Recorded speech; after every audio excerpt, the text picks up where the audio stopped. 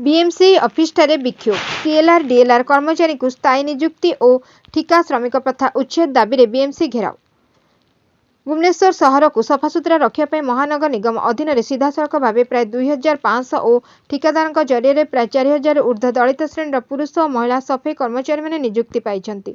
सारा देश में कोरोना महामारी व्यापक भाव संक्रमण होता बेले भुवनेश्वर में सफाई कर्मचारी मैंने कोरोना व्याधि को भ्रूक्षेप नक प्रतिदिन सकाळु सहर को सफासुतरा किंतु दुख परितापर विषय सफाई कर्मचारी मानक स्थायी करने सर्वनिम्न मजूरी प्रदान महिला मानक प्रसूतिकालीन छुट्टी सामान काम पर सामान मजूरी देवा दाबीगुड़ी को बीएमसी कर्तृपक्ष दीर्घदिन है अणदेखा कर परिप्रेक्षी में अद्य सकाळ 10 घटिकार सफाई कर्मचारी मैंने एकजुट हो बीएमसी कार्यालय सम्मुख में विक्षोभ प्रदर्शन कर कार्यालय प्रवेश पथ को संपूर्ण अवरोध करते।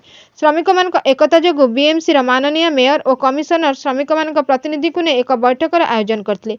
एथिरे श्रमिक मान तरफ संगठनर सभापति विष्णुचरण महांती नेतृत्व में एक प्रतिनिधि दल 11 दफा सम्मिलित दाबीपत्र कमिशनर को प्रदान करा जायछि। श्रमिक मानक स्थायी करने स्थायी कर्मचारी भली समस्त सुविधा सुजोग प्रदान करने सहित ठिका प्रथा उच्छेद करने को दाबी करा जायछि।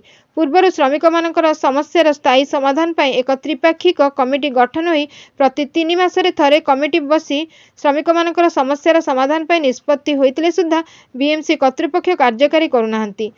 आजिकार विक्षोभ रे संगठनर सभापति साथी विष्णुचरण महांती वक्तव्य रखिथिले। Bureau report Ekamra news.